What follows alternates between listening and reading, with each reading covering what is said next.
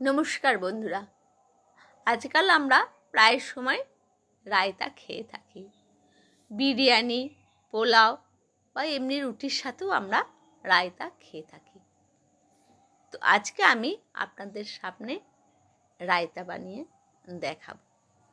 3টি ধরনের রায়তা আমি আজকে বানাবো।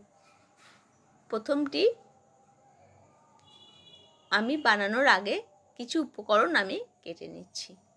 প্রথমে শসাটাকে 2 রকম করে কেটে নেব, একটা লম্বা লম্বা করে আর একটা চৌকো চৌকো করে। আর টমেটোটাও আমি কেটে নেব, খুব ছোট্ট ছোট্ট করে টমেটোটাও আমি কেটে নেব। আর পেঁয়াজ কুচি, পেঁয়াজটাও একদম রায়তার পেঁয়াজ, তো যত ছোট ছোট হবে ততই কিন্তু ভালো, ওই জন্য খুব ছোট্ট ছোট্ট করে রায়তার পেঁয়াজটা কেটে নিচ্ছি।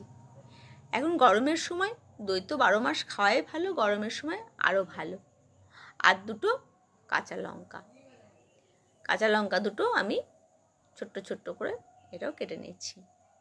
আর সাথে নেব ধনেপাতা, যেটা খুব সুন্দর গন্ধ আর দেখতেও ভালো লাগে গার্নিশিংয়ের জন্য। আর গাজরটা না শক্ত, সেই জন্য ছোট ছোট করে কাটবো না, এটা কিন্তু একটু কুঁড়ে নেব। তো সব কোটা মোটামুটি আমার করা হয়ে গেল। এবার একটি পাত্রের মধ্যে আমি 300 মতো দই নেব।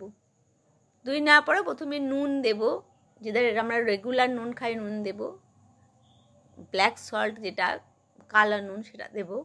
আর চিনি কিন্তু আপনারা গুঁড়ো করে দিতে পারেন, গোটাও দিতে পারেন। আর চিনিটা অপশনাল, দিতেও পারেন না দিতেও পারেন, যে যেমন খান। খুব ভালো করে দইটাকে কিন্তু ফেটিয়ে নেব। দইটাকে ফেটানো হয়ে গেলে এবার আমি একটি একটি করে পাত্রে তুলব আর এক একটা রকমের আমি রায়তা বানানো দেখাবো। সব রকম দিয়েই এই রায়তাটা আমি বানাবো। শসা কুচি, টমেটো কুচি, পেঁয়াজ কুচি, কাঁচা লঙ্কা কুচি, গাজরটা কোরানো গাজর কুচি পরে আমি দিয়ে দেব চাট মশলা, কাশ্মীরি লঙ্কা, আর দেব ভাজা জিরে। এবার খুব ভালো করে এটাকে আমি মেখে নেব। মেখে নিয়ে সুন্দর একটা দেখতে হয়ে যাবে। ওপর থেকে আমি একটু চাট মশলা, একটু কাশ্মীরি লঙ্কা ওপর থেকে একটু দিয়ে দেব। তাহলে একটু চাট মশলা আর কাশ্মীরি লঙ্কা আর ধনেপাতা দিয়ে হয়ে গেল আমার বিরিয়ানির সাথে খাওয়া রায়তা বানানো। এবার যেটা একদম সিম্পল, এটা হচ্ছে শসার রায়তা। এতে শুধু শসাই দেব। শসা আমি যেটা লম্বা লম্বা করে কেটে রেখেছিলাম, ওই শসা আর দেব কাঁচা লঙ্কা আর দেব ধনেপাতা কুচি। ব্যাস, এটা একদম সিম্পল হবে।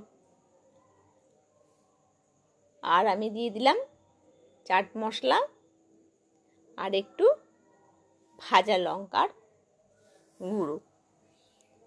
ব্যাস, এইটুকুনি দিলেই এটা হলো শসার রায়তা। একদম সিম্পল, যারা পেঁয়াজ টেয়াজ খায় না তাদের জন্য এটা একদম সাদা রায়তা হয়ে গেল আমার। এটাকে খুব ভালো করে আমি মেখে নিলাম। এটা আমি এবার রেখে দিয়ে একটু উপর থেকে শসা, যেহেতু এটা শসার রায়তা সেই জন্য উপর থেকে একটু শসা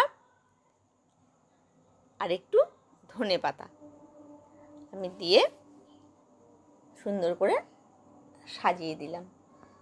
হয়ে গেল আমার সিম্পল রায়তা। এবার যেটা আমি করব সেটাই শুধু আমি দই নেব। এই রায়তাটা আমি বানাবো তড়কা রায়তা। যে কোনো সাউথ ইন্ডিয়ান ডিশের সাথে এই তড়কা রায়তাটা খেতে খুবই ভালো লাগবে। আমি আবারও সমপরিমাণ দই নিয়ে নিলাম। আর একটা মশলা করব, যেটা ছোলার ডাল, কারি পাতা, শুকনো লঙ্কা, কাঁচা লঙ্কা আর সর্ষে। এটাকে আমি একটু ভেজে নেব। আমি প্যানের মধ্যে তেল দিয়ে কাঁচা লঙ্কা, শুকনো লঙ্কা, কারি পাতা, সর্ষে, ছোলার ডাল, যে মশলা কটা আমি নিয়েছিলাম সেই কটা একসঙ্গে দিয়ে আমি একটু ফ্রাই করে নেব। ফ্রাই করে নিয়ে আমি সামান্য একটু হিং দিয়ে দেব। হিঙে গন্ধটা খুব সুন্দর আসবে। ব্যাস এইভাবে আমি ভেজে নিয়েছি। এবার উপর থেকে আমি তড়কা দিয়ে দেব। এর নাম হলো তড়কা রায়তা। সামান্য একটু ভাজা জিরে আর দেব চাট মশলা। আর যে মশলা ভাজা করলাম আমি, যে মশলাটা, সেই মশলাটা আমি উপর থেকে ছোঁক লাগিয়ে দেব বা তড়কা লাগিয়ে দেব। ব্যাস হয়ে গেল আমার তড়কা রায়তা। এবার আমি মিশিয়ে নেব ভালো করে। ব্যাস এইভাবে এটাকেও আমি মাখিয়ে নেব। হয়ে গেল আমার তড়কা রায়তা। 3টে রায়তা আমার রেডি হয়ে গেল। এইভাবে রায়তা বানিয়ে সকলকে খাওয়ান, নিজে খান, ভালো থাকবেন, সুস্থ থাকবেন। দেখা হবে আবার নতুন কোনো রেসিপিতে।